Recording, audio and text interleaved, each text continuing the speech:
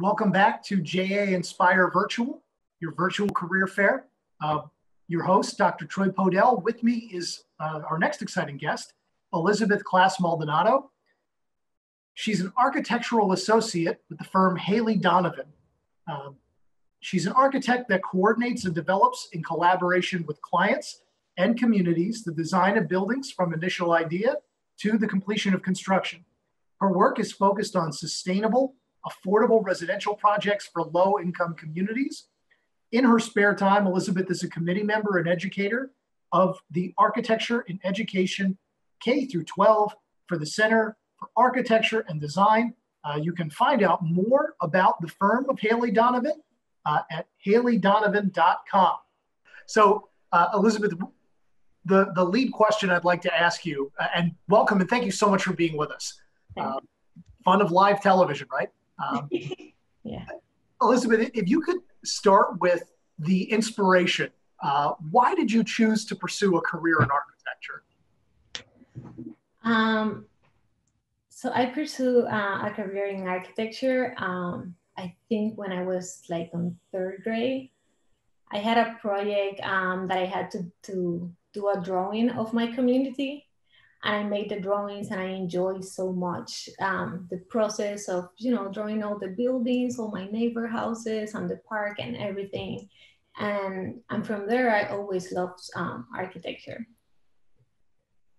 So it's an early love that blossoms into this fantastic career. And I'm curious, does your career now match what your expectations were when you were young?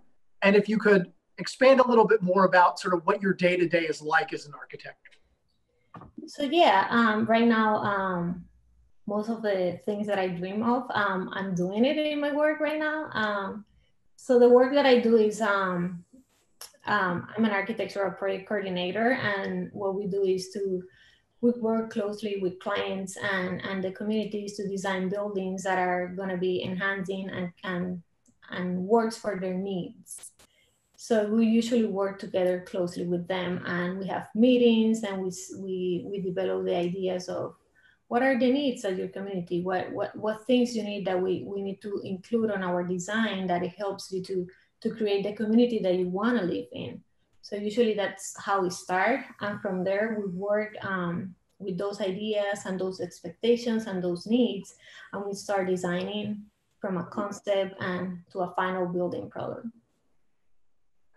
So it's interesting. There's a lot of sort of needs assessment on the front end and figuring out sort of what people want or need out of a physical space, and then the design aspect is sort of enabling that, if I'm hearing it correctly. Yes.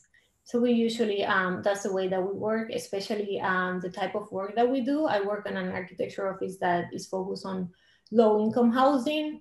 So for us, it's really important that the final products is what our communities, our low-income communities needs. So we will work closely with them to do that.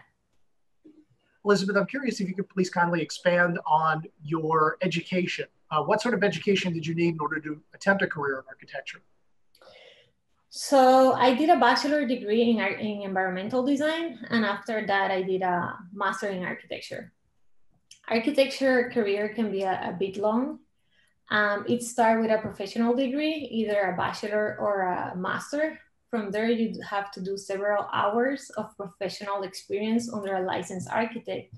And at the end, your final stage is the completion of 6 exams that at the end, these exams it's just to make sure that your buildings don't fall down.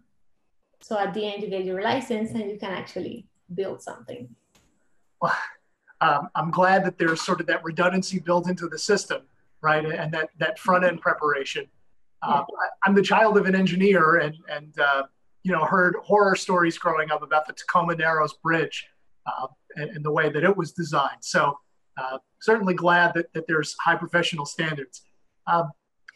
Elizabeth, I'm curious, for either the third grade person like yourself, when you discovered your desire to be an architect, all the way through the older students in our K through 12 audience today, what advice do you have for young people that are thinking about a career in architecture? My advice would be that find events and places that you can go and you can be present and you can find opportunities to volunteer and participate with them.